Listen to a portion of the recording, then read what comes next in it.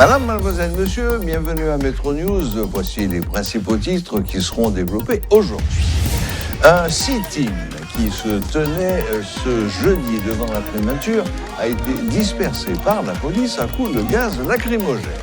Les protestataires exigeaient du Premier ministre Ariel Henry des mesures urgentes pour mettre fin à l'insécurité.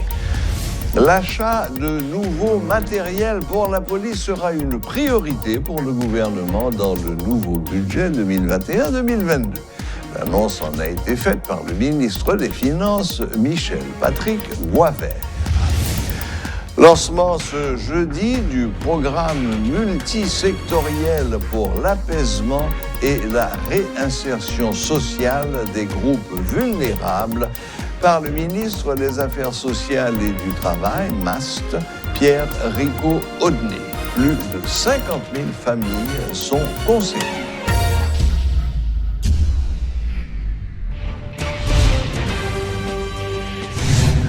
Les forces de l'ordre ont fait usage de gaz lacrymogène pour disperser un sit-in qui se tenait devant les locaux de la primature à Mussau ce jeudi 26 mai. Les protestataires exigent du Premier ministre des mesures urgentes pour mettre fin à l'insécurité. Des participants à ce mouvement jugent inacceptable que le docteur Ariel Henry se montre à ce point indifférent face aux problèmes auxquels le pays est confronté. Certains manifestants exigent son départ sans condition.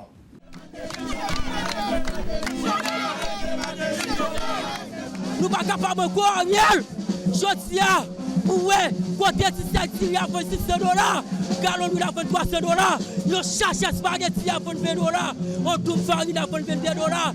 Problème de sécurité, ça, à nous la Michel pour nous. Je dis, nous faisons des primaties pour nous dire Ariel, respecter accord au sectoriel. Et maman de tout peuple haïtien, il faut que rassemblez, motivez pour nous faire Ariel réponse. Si Ariel va respecter accord au sectoriel, pour chercher quartier mairie, nous dit Ariel, lâchez-moi un coup de terre. Parce que Ariel, nous dit nous bouquer Ariel, nous ne sommes pas capables encore Ariel. Nous dit Ariel Henry, à partir des 1er juin, s'il n'est pas capable de résoudre le problème d'insécurité, nous allons obliger Mandel pour le plier bagage. Parce que je dis, dans la situation catastrophique que le pays est là, nous, Ariel Henry, continuer à virer en haut.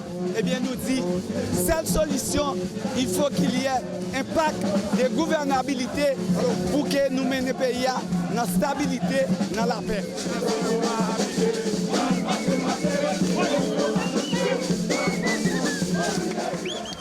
La sécurité sera l'axe prioritaire du gouvernement à travers le budget 2021-2022, selon le ministre des Finances, Michel Patrick Boisvert. Le rétablissement de la situation sécuritaire est indispensable dans l'optique de la tenue des élections, précise-t-il. D'importants investissements en termes d'équipement sont prévus pour la police, assure le ministre des Finances. Il y a un grand chantier là pour nous attaquer. Il y a un axe prioritaire au gouvernement, c'est le rétablissement d'un climat sécuritaire serein, de manière à permettre la réalisation des élections. Donc ça, c'est l'objectif premier du gouvernement. Nous, la police et l'armée, ils ont fait partie du secteur politique. Donc, pour joindre la police, ça a renvoyé nous à l'intérieur du budget du ministère de la Justice et de la Sécurité publique. Donc, nous avons regardé pour nous, il y a une évolution. Nous sommes capables de dire qu'il fait dans le budget secteur et politique là. Et évolution, particulièrement côté Napouel, c'est à travers le budget du ministère de la Justice et de la Sécurité publique et qui gagne la dernière, la police. Parce que là, au niveau de l'investissement de la police, il y a un montant raisonnable qui est mis de manière à permettre à la police de mieux s'équiper. Parce que là, nous connaissons dans la police, il y a des travaux qui a fait de manière à ce que il y ait des matériels et des équipements qui achetés pour permettre à la police de répondre de mission. La police lui-même, budget de la police, à l'intérieur du budget du ministère de la Justice et de la Sécurité publique. Pour le budget de l'armée, c'est à l'intérieur du ministère de la Défense. Là, nous parlons d'un climat sécuritaire qui amélioré pour permettre la tenue des élections. Donc là, on peut aller joindre, et ça nous parle pour financement, ça, on va joindre à l'intérieur du budget du ministère de la Justice et de la Sécurité publique, bien entendu, sous ligne qui concernait la police nationale, particulièrement dans le niveau investissement. Donc, pour la police, bien entendu, pour toute l'autre bagaille, fonctionnement de la police, c'est là où on va aller joindre, nous continuer avec le même niveau de financement pour la police, parce que c'est une priorité gouvernement, ou après différence là, et dans le budget de fonctionnement, et dans le budget d'investissement. Donc, budget ministère de la Justice, l'y augmenté de 10,8%. Et augmentation ça, l'y perceptible au niveau du budget d'investissement du ministère de la Justice, par ricochet, la police nationale d'Haïti. En dans le budget ça là, nous sommes capables de dire, pour les policiers, nous sommes capables de dire qu'ils vont évoluer en dans une fourchette d'augmentation pour la police là, entre, je dirais, 30 et 34%, entre 30 et 34%, le taux d'augmentation que les policiers. L'un dit taux 30 là, ou après un monde qui pire, il a bénéficié de 30%, et agent qui pire bas, la une augmentation de l'ordre de 34%. Et nous allons plus loin. Dans le budget, ça, il y a un lit qui réservé si un policier qui est victime, qui permet d'adresser le problème, c'est-à-dire les familles qui étaient derrière, donc a gagné une prime que les gens ont besoin.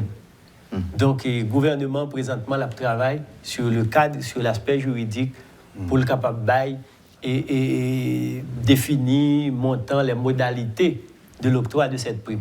Donc c'est un problème qui est pris très au sérieux au niveau du gouvernement. Donc très prochainement, le gouvernement fait un travail sur les dispositions légales qui pour permettre une modalité et pour tout le monde au courant. Donc, c'est pour dire que c'est un problème qui est pris très au sérieux dans le budget 2021-2022 et qui a continué dans l'autre budget qui a venu parce que c'est une ligne qui est entrée, mais qui a appelé chaque jour à prendre de l'importance pour adresser le problème de policiers victimes dans le cadre de leur mission. Le Parti démocrate institutionnel, PDI, se dit préoccupé par rapport à l'insécurité qui règne dans le pays. En conférence de presse ce jeudi, le PDI a exhorté les autorités concernées à prendre les mesures nécessaires pour permettre à la population de circuler dans les rues en toute quiétude d'esprit. Le porte-parole de cette structure politique, Widley Darismon, plaide en faveur de l'élaboration d'un plan de sécurité. Insécurité, c'est faire petit peuple à pas à l'école. Insécurité, c'est cause pays à pas aller sur mon oreille. Parce que depuis un pays a insécurité là-dedans, automatiquement, il ne peut pas fonctionner. Pas de rien qui marche. Nous-mêmes, dans le PDI, nous avons des propositions. Propositions à qui s'allier. D'abord, pour faire pays, il faut avoir une politique de sécurité. Est-ce que le gouvernement en place là, a une politique de sécurité? Non. Donc, l'autre jour, nous avons regardé ça qui a passé dans le plein. Donc, nous, soi-disant, nous avons l'armée. Donc, si vous avez l'armée qui a payé, eh bien, il faut que l'armée mette pied à la terre pour la population en sécurité. Je dis là, il faut que le gouvernement prenne responsabilité pour veiller tout policier qui a des informations bien avant que les policiers aient fait intervention. Donc, pour le pays à décoller d'abord, il faut qu'il y ait un plan de sécurité. Qui s'appelle dit, n'a payé l'armée, n'a pas pour chita en bas, pour mettre pied à terre pour faire travail là convenablement. Il faut identifier les vrais policiers d'abord parmi les mauvais policiers. Il faut identifier les vrais policiers parmi les mauvais policiers parce qu'il y a bons policiers, il y a mauvais policiers. Donc, son politique de sécurité, nous-mêmes nous gagnons, si on a besoin nous-mêmes pour nous proposer qui genre de sécurité, qui mode de sécurité, PDI là, nous avons pour nous capables de parler avec eux, parce que c'est ça que nous avons besoin. Des appuis juridiques et psychologiques sont offerts aux détenus dans différentes prisons de la capitale, selon Camille Oxius, coordonnateur général de l'Organisation des citoyens pour une nouvelle Haïti et qui insiste sur le respect de leurs droits. Des séances de formation sont organisées à l'intention des policiers et des prisonniers afin que chacun reconnaisse leurs droits l'un envers l'autre. Cette initiative bénéficie du soutien du Programme des Nations Unies pour le développement et va s'étendre sur tout le territoire national. Suivez ce compte-rendu de Rudolf Pierre-Louis. L'Organisation des citoyens pour une nouvelle Haïti s'engage dans la lutte contre la détention préventive prolongée. Son initiative vise à améliorer les conditions de vie des détenus, explique son coordonnateur général Camille Oxius. Quelque part, ni détenus, ni policiers ont bien le même problème. Dans ce sens-là, au CNH fait plusieurs interventions dans différents commissariats et différentes prisons, tant que Akaye, Croix-des-Bouquets, Carrefour et Cornillon. Donc, c'est 4 communes, projet ça lui-même, nous implanter là-dedans.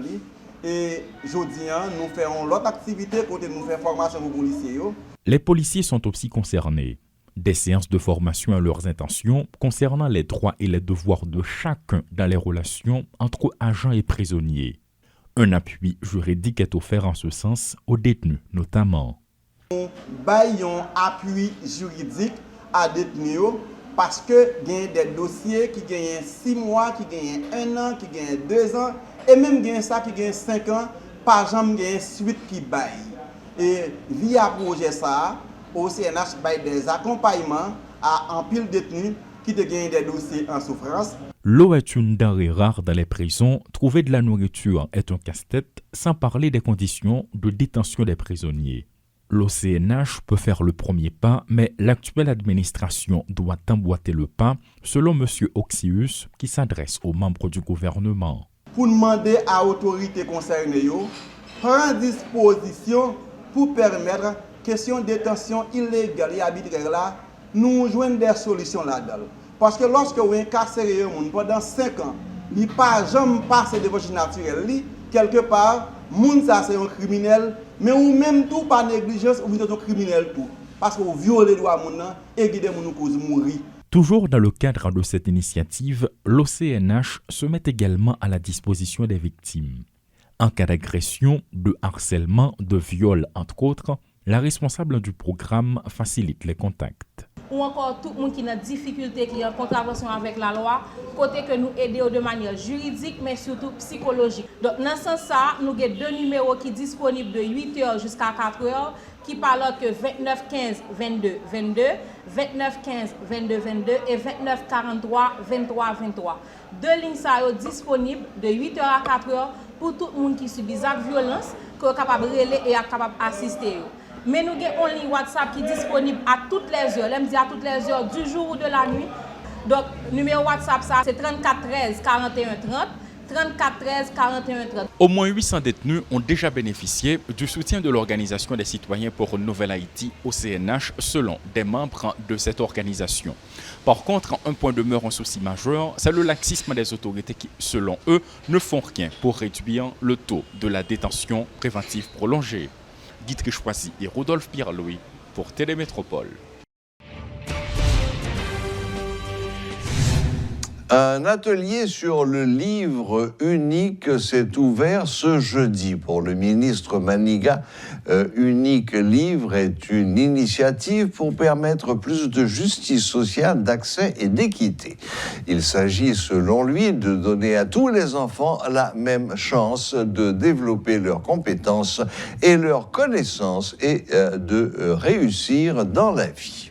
Livre unique, Jean ministère a réfléchi sur réforme curriculum à travers réflexion déjà qui est très avancée sur 4 d'orientation curriculaire là, répondre à une demande sociale dans un premier temps.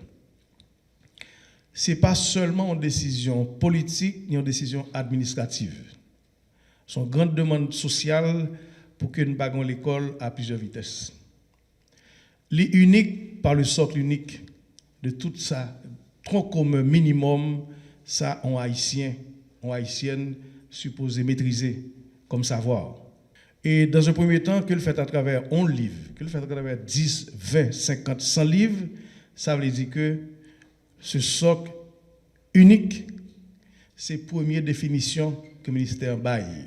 On a parlé de livre unique. Ça n'a pas demandé ensemble de partenaires, c'est rester campé, soudé avec plan sectoriel, éducation ministère là, et c'est là, à travers actualisation, ça qu'a fait dans le curriculum là, nous définissons socle, compétences, savoir, culture, qui est unique pour former un haïtien, un haïtien. Deuxième élément qui est très important dans le cadrage, éditeur a un poids important, son partenaire important dans les affaires élaboration, édition et distribution manuels scolaires, avec un souci de justice sociale pour l'école à suspendre l'école à plusieurs vitesses, mais il faut l'accessible, il faut l'équitable. Et dans ce sens-là, le plus possible que nous sommes capables d'arriver à un manuel ou plusieurs manuels qui ont les éléments essentiels, utiles, pas simplification. Nous ne pouvons pas chercher ni faire économie, ni simplifier, parce que pas aucune économie n'a fait sur qui ça un petit monde doit apprendre. Lancement ce jeudi du programme multisectoriel pour l'apaisement et la réinsertion sociale des groupes vulnérables par le ministre des Affaires sociales et du Travail, MAST, Pierre Ricot-Audenay. Des plats chauds seront distribués dans des quartiers défavorisés sur tout le territoire, a révélé le titulaire du MAST. Pierre Ricot-Audenay a fait savoir qu'une allocation de 3 000 gourdes sera versée à 50 000 familles pendant 90 jours. Par ailleurs, M. Audenay a également annoncé la mise en œuvre d'une subvention ciblée du secteur des transports en commun. Pour un montant plus que 3 milliards de gouttes, le ministère des Affaires sociales et Travail a un privilège pour coordonner l'activité programme ça. Dans tout le pays, qui a permis plus que 100 000 personnes bénéficier d'un plat chaud par jour. Distribué chaque mois, sur tout exercice-là, sur tout reste exercice-là, plus que 100 000 paniers solidarité, ça veut dire les kits alimentaires là, sur tout le pays. Vous voyez transférer l'argent, 3 000 gouttes, par 50 000 familles pendant une période de 3 mois. Et transfert ça, et pas le faire n'importe qui gens, c'est à partir d'une base de données qui est constituée dans le ministère des Affaires sociales, que nous les CIMAS, que tout le monde, bénéficiaire, il va l'identifier et c'est à partir de ça qu'il va faire transfert monétaire là pour eux. Le programme là dans le tout, activité IMO, ça crée activité à haute intensité de main-d'œuvre. Il y a 3 ministères qui pourraient implémenter composantes ça dans le programme. C'est le ministère des Travaux publics, Transport et Communication, et le ministère de l'Environnement, qui a pour créer plus que 90 000 emplois temporaires dans la zone urbaine pendant 3 mois. Le ministère de l'Agriculture, beaucoup de parle, pour intervenir dans la zone rurale, avec plus que 45 000 paysans qui pourraient bénéficier de bourrade dans le cadre du programme ça, pour renforcer l'agriculture. Le ministère de la Jeunesse et des Sports, action civique, pour permettre aux jeunes pendant la période de vacances, faire activités socio-culturelles avec sportives. Le ministère de l'Éducation nationale pour distribuer, dans le cadre du programme ça, plus que 25 000 bons scolaires dans le cadre de rentrée académique 2022-2023.